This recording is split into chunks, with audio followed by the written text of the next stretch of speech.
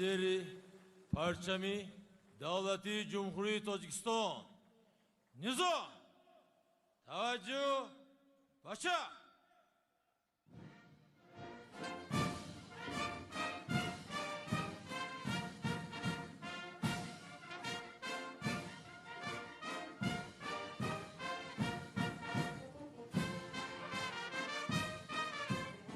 در این جشن باشکوهی تاریخی 30 سالگرد استقلال دولتی نخست با امر فرماندهی پرد و تحت نوای ارکستر حربی نفسی به میدان برگزاری چهاربینی پرچم دولتی جمهوری تاجیکستان وارد کرده شد. پرچم دولتی جمهوری تاجیکستان در قوه‌های مسلح مقامی خاص دارد. آغاز تمام چهاربینی‌های سیاسی و فرهنگی در ارتش ملی چون آیین دائمی نظامیان با وارد نمودن پرچم دولتی و با گذرانیدن آن از نزد هیئت شخصی شروع می‌گردد.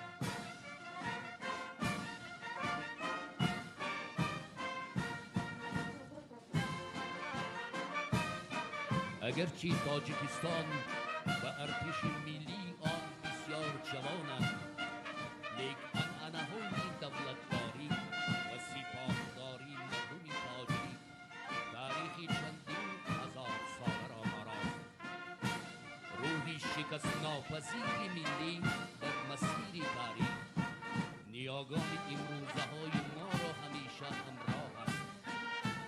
مردم تاجیک هنوز از زمانهای پیش و پرچم چون رمزی دولتداری و مقدسات ملی ارزگذاری نموده آن را بیرق، لوا، درخت و پرچم نام میبرند. امروز نیز پرچم دولتی جمهوری تاجیکستان را خدمتگزاران حربی را پیکرول فخری چون رمزی مقدس از نزد اشتراکیان پرد حربی گذرانیده در صف پیچ دسته‌ها قرار می‌دهند.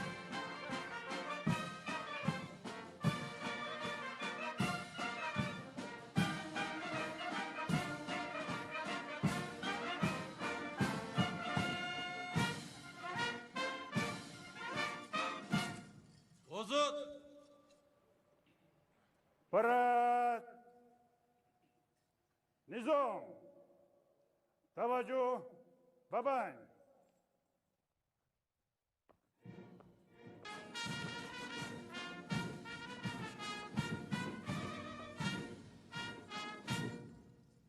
محترم اساتذه صلح و وحدت ملی، پیشوای ملت، پرزیدنت جمهوری تاجیکستان، سرفرمانده عالی قوای مسلح، هیئت شخصی قوای مسلح، ساختارهای قدرتی، مقامات حفظ حقوق و ذخیره‌های سفربری برای گذشت پرد حربی و مناسبت جشن 31 سالگرد استقلال دولتی جمهوری تاجیکستان صف آراستند. وزیر مدافع جمهوری تاجیکستان گنرال پالکونیک شیرعلی میرزا.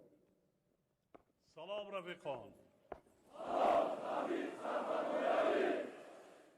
شما را به مناسبت جشن 30 سالگرد استقلالیت دولتی جمهوری تاجیکستان تبریک میگویم.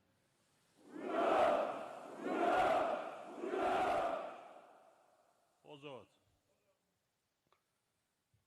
محترم گنرال ها و افسران و سربازان، امروزها خرد و بزرگ تاجیکستانی محبوب ما در آستانه جشن بزرگ ملی امان 30 سالگرد استقلال و آزادی وطن قرار دارند.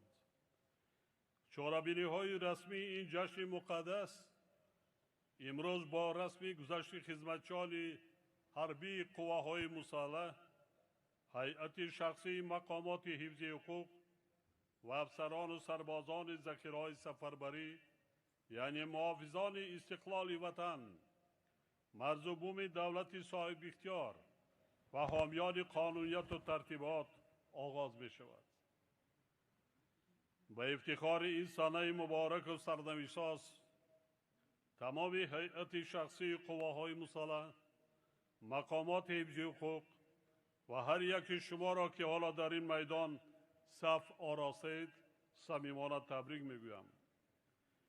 هرچند که مردم ما بعدی رسیدن به این روز با سعادت یعنی استقلال و آزادی با امتحان بسیار سخت و سنگین تاریخ جنگی تحمیلی شهروندی روبرو گردیدند، ولی به شرافت خرد ازلی خود به اهل بشر اثبات نمودند که می توانند تحت پرچم استقلال و صاحب اختیاری ملی سرجم گردیده دولت خود را صاحبی نمایند و وطن خویش را با زحمت صادقانه آباد و زیبا گردانند.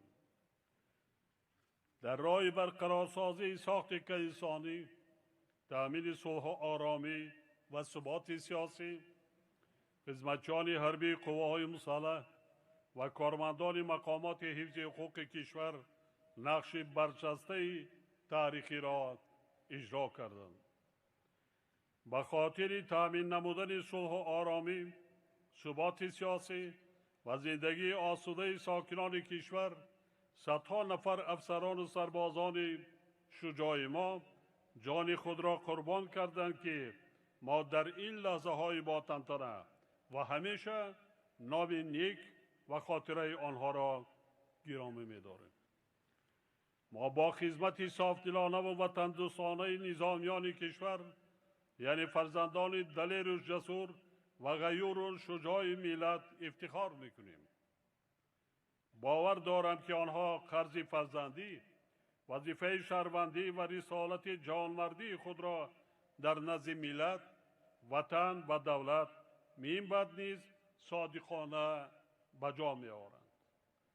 زیرا مردم و دولت تاجیکستان در سیمای هر یک خدمتچی حربی و هر یک کارمند مقامات حقوق حامی زندگی آسوده، محافظ امنیت، صلح و آرامی، ثبات سیاسی، وحدت ملی و حمایتگر منفعت‌های ملی و دولتی را می‌بینند. اعتماد و امید مردم هر یک شما فرزندان صادق وطن را وادار می‌سازد که همیشه هوشیار باشید، زیرکی سیاسی را از دست ندهید، سطح کسبیت و آمادگی جنگی خود را منتظم بلند بردارید، نمونه رعایت قانونیت و ترتیبات و انتظام حربی باشید. زیرا قواهای مسلح و مقامات حفظ حقوق از جمله شاه ستونهای کاخ محتشم استقلال و آزادی وطن، کفالت زندگی آرام مردم و رشد منظم و استوار دولت تاجیکان می باشد. دولت و حکومت مملکت برای طلبات روز و وضع مرکب جهانی معاصر مطابق گردانیدن سطح آماده باشی جنگی قوای مسلح و بلند برداشتن اقتدار مدافعی مملکت همه تدبیرهای ضروری را عملی کرده با این مقصد از تمام ذخیره و امکانیت‌ها استفاده می‌کنند.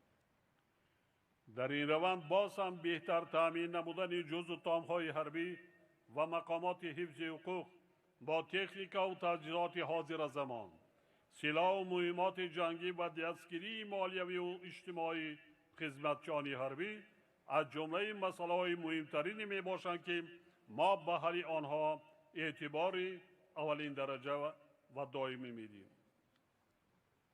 وقتهای آخر وضع منطقه و جهان وابسته به وسعت پیدا کردن فعالیت حرکت و سازمان‌های تروریستی، اکستریمیستی و رادیکالی، نزاع‌های دینی و مذهبی، قاچاق مواد مخدر، سلاح، جنایت‌های کیبری و دیگر جنایت‌های متشکل فرامیلی باعث تشویش و نگرانی جدی ساکنان سیاره از جمله مردم ما گردیده است.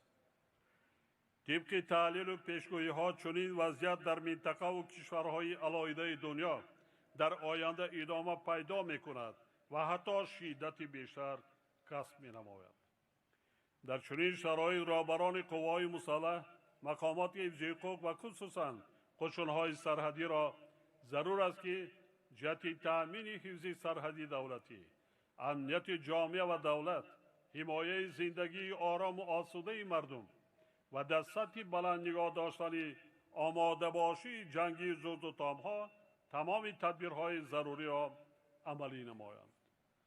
با اطمینان کامل اظهار می نمایم که افسران و سربازان شجاع ما منبعد نیست و سوگند حربی خود دولت، وطن و ملت صادق مانده وظیفه‌های در نزد آنها گذاشته شده، یعنی حفظ مرز و بوم دولت صاحب اختیار تاجیکان، استقلال و آزادی وطن و زندگی آرام و آسوده خلق تاجیکستان را با سربلندی، حس بلند ملی و احساس گرمی وطن دوستی اجرا می نمایند. بار دیگر تمام خدمتچیان حربی قوای مسلح، کل کارمندان مقامات حفظ حقوق مملکت و افسران و سربازان ذخیره‌های سفربری را و افتخار جشن مقدس و بزرگ ملی 30 سالگرد استقلال دولت تاجیکستان محبوبمان صمیمانه تبریک گفته به هر یکی آنها سلامتی، روح قوی و اراده متین آرزو می نمایم. جاویدان و پاینده باد استقلال دولتی تاجیکستان. شرف به قواهای مسلح و مقامات حفظ حقوق تاجیکستان آزاد و صاحب استقلال.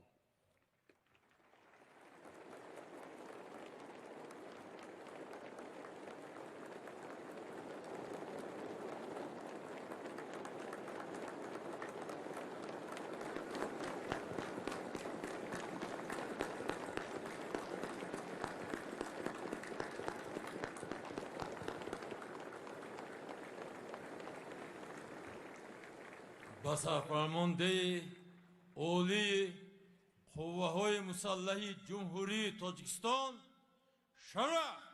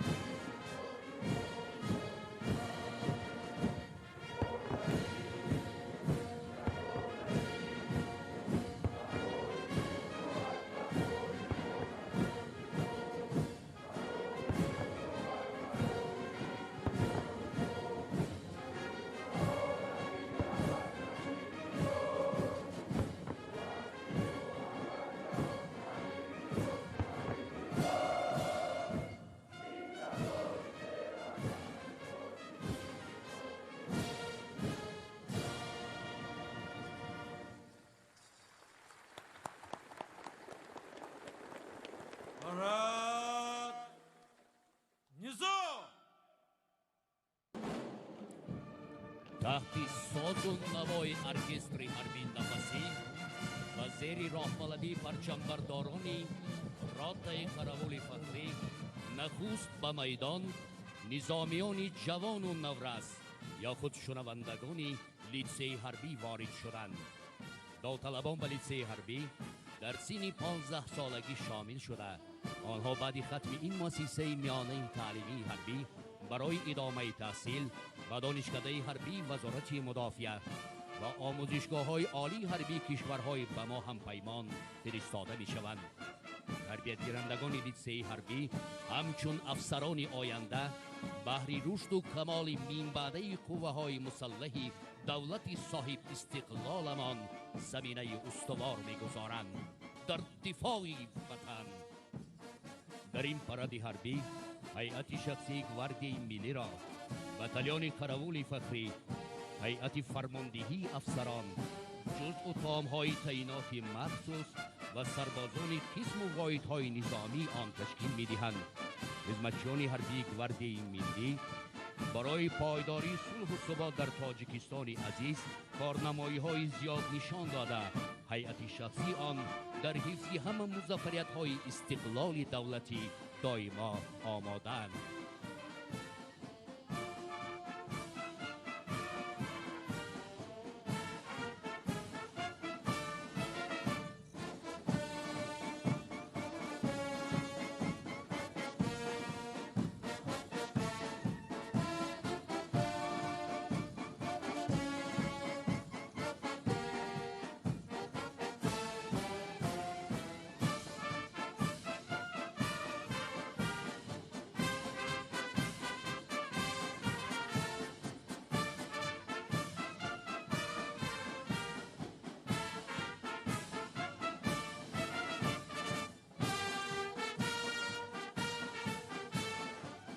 حالا به میدان یک گروه سابقه‌داران قوه‌های مسلح وارد شدند.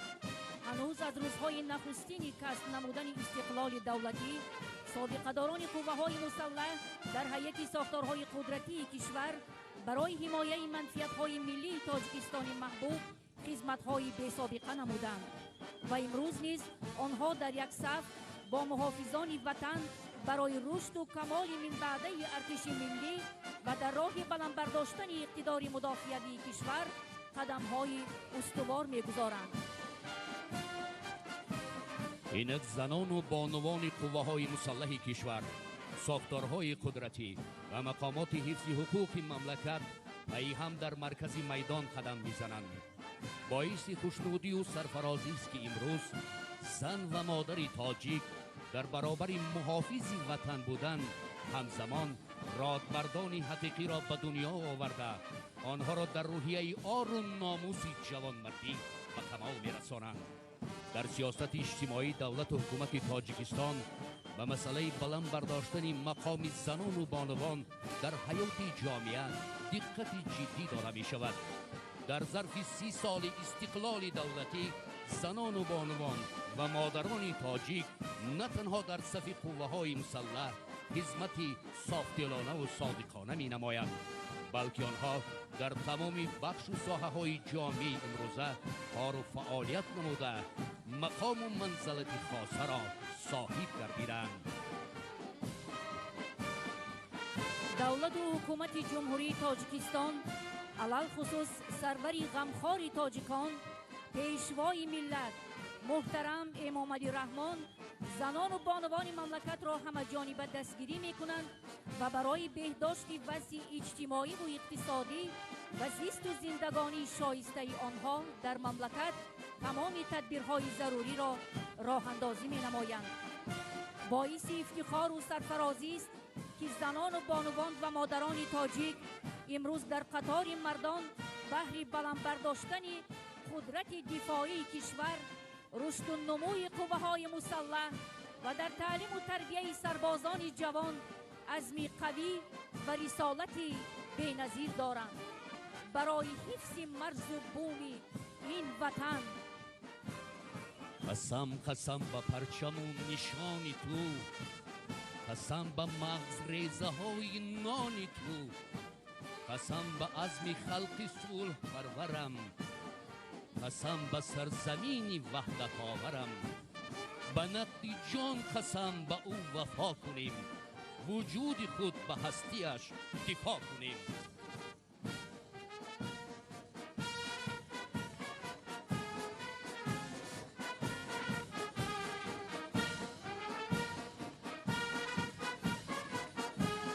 اینک در میدان افسران و سربازان قسم و واحدهای نظامی قشون‌های خشکیگرد قوه‌های مسلح قدم می‌زنند.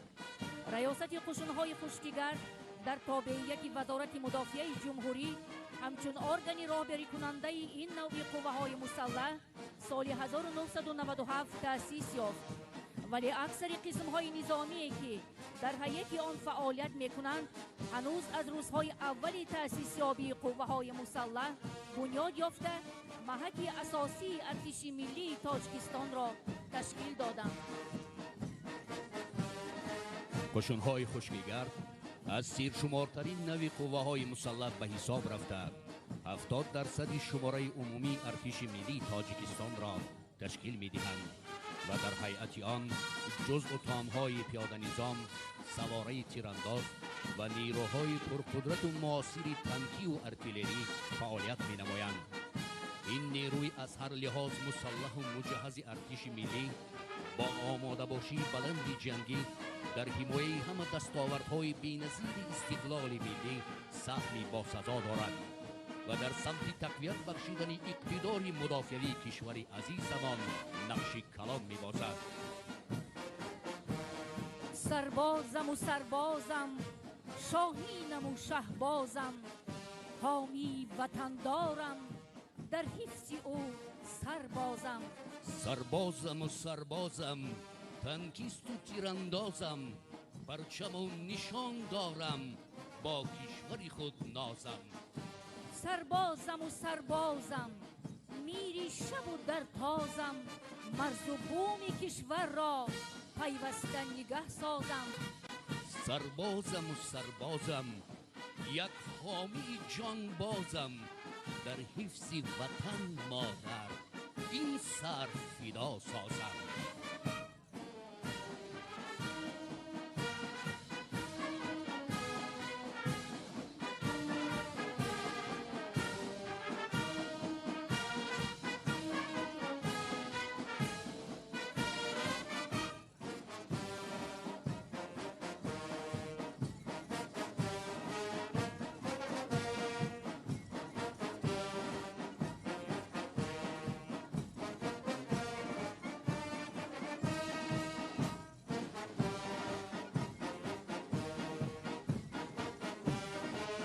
حالا در میدان افسران و سربازان قشون‌های زود عملی قوه‌های مسلح قدم می‌زنند.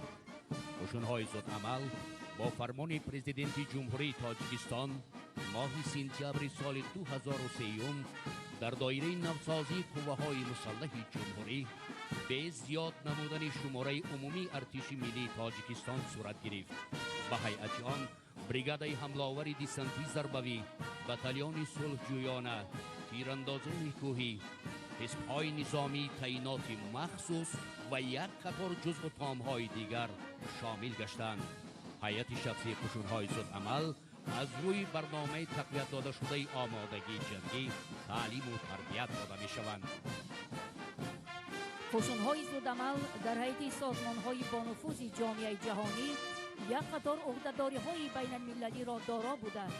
با نیروهای مسلح کشورهای به ما همپیمان پیوسته مشق‌های مشترک وسیع نظامی دایر می‌نمایند و در صورت تهدید همه گونه خطر نیروهای آن برای امنیت تاجیکستان عزیز و نگاه داشتن فضای صلح و ثبات دولت عزیزمان همیشه در صف اول مبارزه قرار می‌گیرند.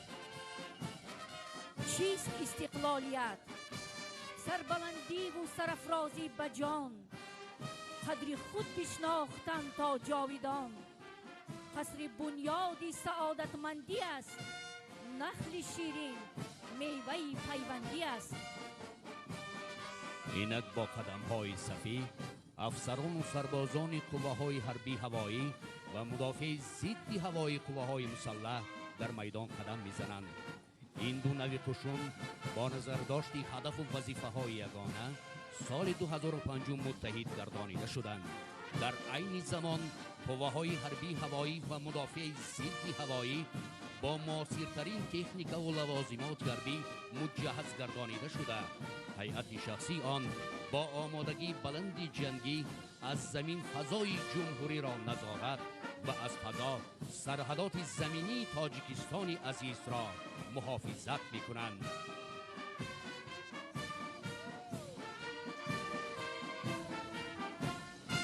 چیست استقلالیت؟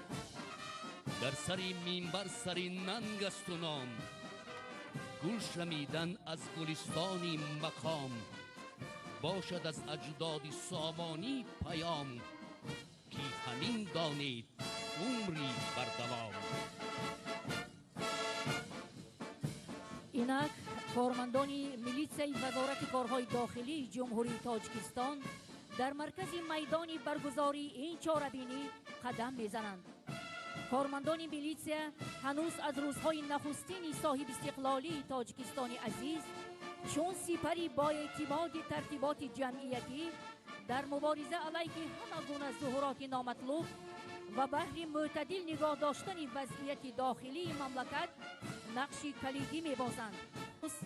خدمات کمینگنتی، راته‌های مخصوص گردانیده شده و دیگر جزء اتام‌های تابع آن تشکیل می‌دهند. کمیته دولتی امنیت ملی جمهوری تاجیکستان اسم ترکیبی سیستم تامین امنیت ملی جمهوری تاجیکستان بوده. هیئت شخصی آن در دایره عهده‌داری‌های خدمتی به خطری جمعیت، امنیت شخص و دولت را از تهدید خطرهای داخلی و بیرونی تأمین می‌نماید. خدمتچیان حربی کمیته دولتی امنیت ملی جمهوری تاجیکستان در همه حالت آمادگی خوبی حربی داشته.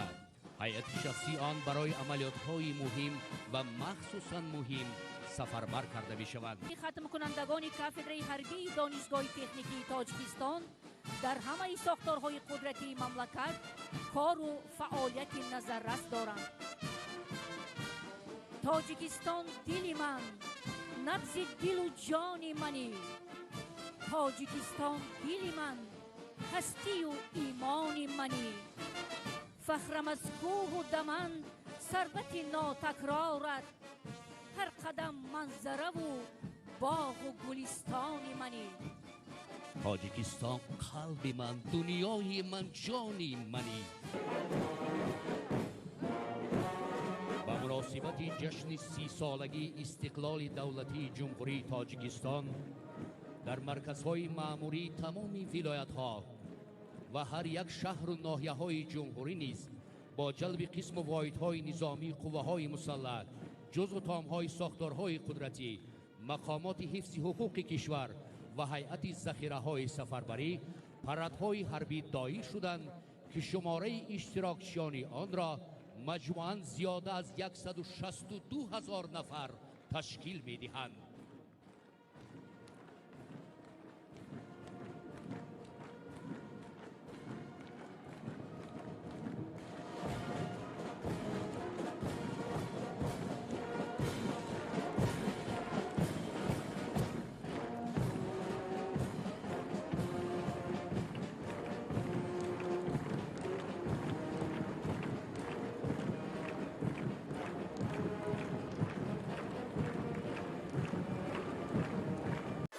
канали мо дар сомонаи YouTube ҳамнаво обуна шав ва аз видеоҳои нав бохабар бош.